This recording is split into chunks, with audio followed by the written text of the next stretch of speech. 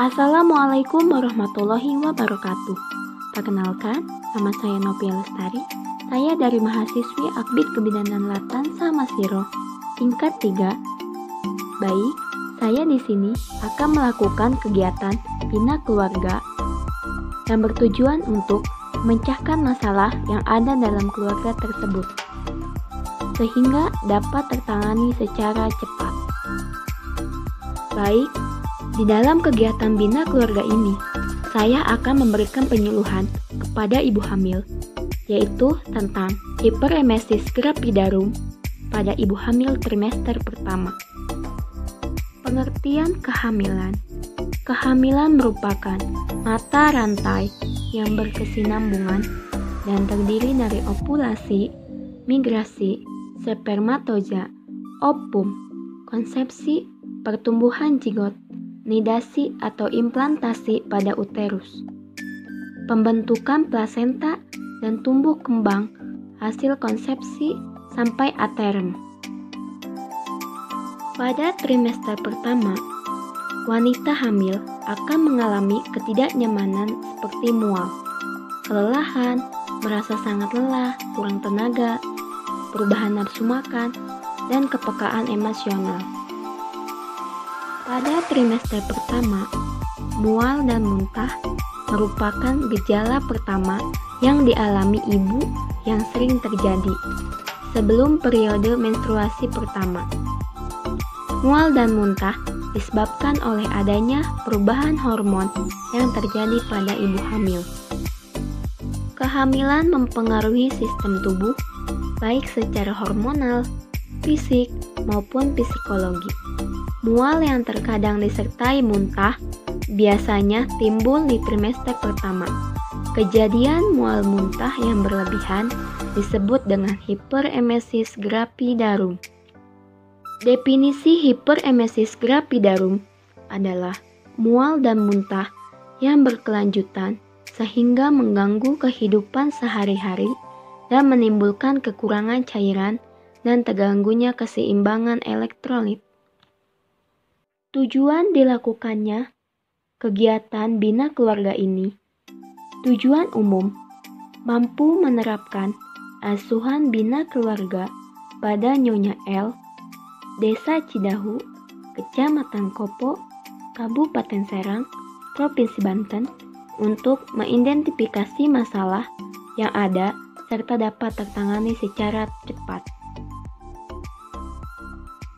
Tujuan khusus untuk mengidentifikasi hiperemesis gravidarum pada ibu hamil trimester pertama.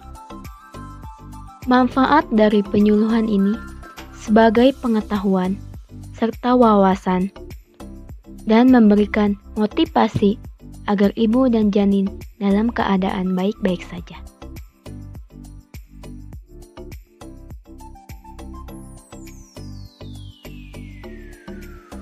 Selanjutnya, persembahan kegiatan penyuluhan bina keluarga. Assalamualaikum. Waalaikumsalam. Gimana teh kabarnya? Alhamdulillah baik. Kemarin gimana, masih agak lemas, agak Iya. muntah? Masih lemas, muntah, terus mual-mual gitu Bu Bidan. Dari penyuluhan, yaitu tentang hiperemesis gravidarum pada ibu hamil trimester 1. Boleh dibaca ya. Kan kemarin tuh kondisi kita lemes banget, terus ngerasa mual muntah banget, banyak, mungkin dalam sehari ada 8 kali ya teh ya. Paling pagi, siang sama sore. Nah, berat badan juga semakin turun ya teh. Ya kemarin tuh pas periksa turun 2 kiloan.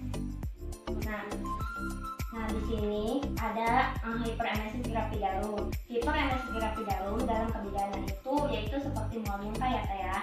Nah, di sini Novi akan membacakan dulu semuanya. Nanti teteh dengerin ya. Kalau misalkan nggak ada yang teteh paham, nggak ada yang dimengerti, bisa ditanyakan. Nah, di sini apa itu hiperemesis gravidarum? Hiperemesis gravidarum adalah mual muntah pada ibu hamil yang hebat sehingga mengganggu pekerjaan sehari-hari dan keadaan umum menjadi buruk. Jadi hiperemesis gravidarum itu kayak mual muntah ya Teh. Tapi mual muntahnya itu dia berlebihan. Kayak gimana sih berlebihan itu? Jadi kalau misalkan dalam sehari nih Teteh ngerasa mual muntahnya lebih dari 8 kali. Terus mungkin keganggu kan pola makannya, keganggu.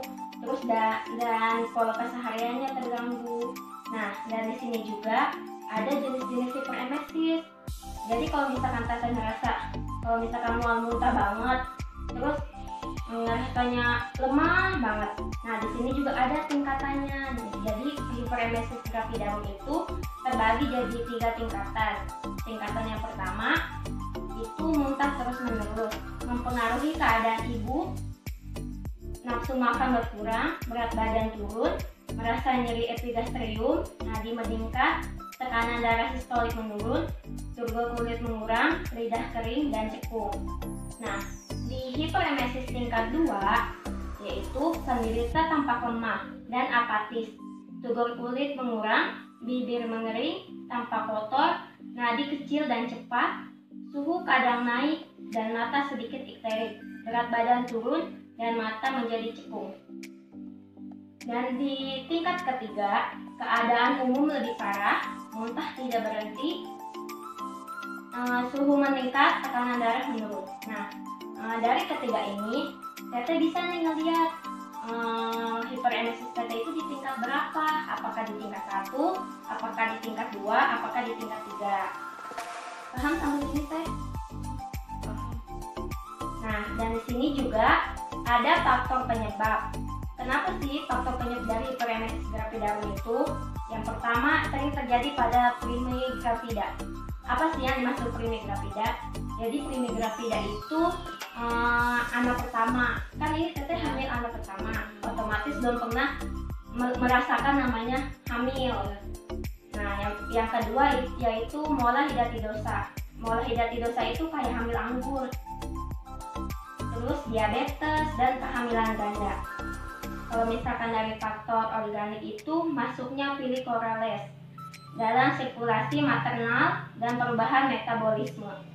Kalau misalkan dari faktor psikologis yaitu keretakan rumah tangga, kehilangan pekerjaan, rasa takut terhadap kehilangan dan persalinan, takut menghadapi kehamilan, takut memikul tanggung jawab. Kalau misalkan yang terakhir yaitu faktor endokrin seperti hipertiroid dan diabetes. Terus di sini ada diet hiperemesis gravidarum. Apa itu hiperemesis gravidarum? Apa sih dietnya? Dietnya itu kan ada 3. Yang pertama, diet hiperemesis yang pertama yaitu makan yang diberikan untuk hiperemesis yang pertama yaitu roti kering, singkong rebus, ubi bakar, dan buah-buahan. Kalau misalkan yang diet hiperemesis yang kedua, diet ini diberikan bila rasa mual dan muntah sudah berkurang dengan memberikan bahan makanan yang bergizi tinggi. Kalau misalkan yang diet hiperemesis 3 diberikan kepada pasien dengan hiperemesis ringan menurut kesenjangan penderita. Nah, di sini ada komplikasi hiperemesis gravidarum. Bagaimana sih kalau misalkan hiperemesis gravidarum itu nggak ditangani? Yang pertama, dampak yang timbul terjadi pada ibu dan janin. Seperti ibu akan kekurangan nutrisi dan cairan, sehingga keadaan ibu fisik menjadi lemah dan mudah lelah. Kalau misalkan nggak ditangani nih Teh, terus kan Teteh kurang nih asupan makanan.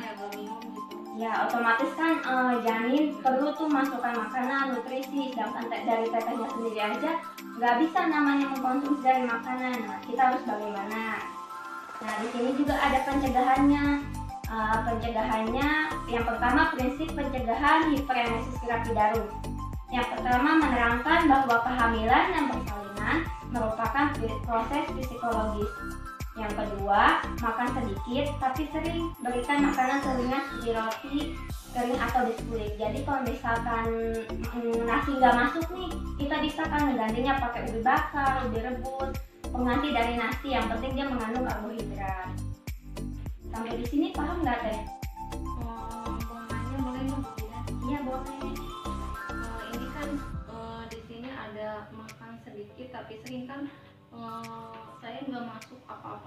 kadang suka masuk makanan langsung mual, itu gimana sih? Contohnya sedikit tapi sering itu kayak gimana? Apa setiap 1 jam sekali atau gimana waktunya gitu? Ada waktu-waktu tertentu untuk makan biar enggak muntah? Jadi kan pola makan itu minimal sehari 3 kali. Nah kalau misalkan kan pada pagi hari mungkin teteh ngerasa mual bangun tidur, apa sih yang harus kita lakuin? Sedangkan di pagi hari itu kita wajibnya kan makan sarapan. Nah di sini kan ada makan sedikit tapi sering, makan sedikit tapi sering. Yang dimaksud di sini itu nggak apa-apa, sedikit kemuntahin, yang penting setiap jam, setiap waktu makan itu makan. Kenapa sih kita harus begitu? Kan teteh sekarang punya di dalam kandungan kan ada janin. Jadi sekarang nutrisi tubuh teteh itu perlu banyak makanan. Jadi kalau misalkan bukan untuk diri teteh sendiri aja, tapi untuk janin yang dikandung juga, itu mempengaruhi ya teh.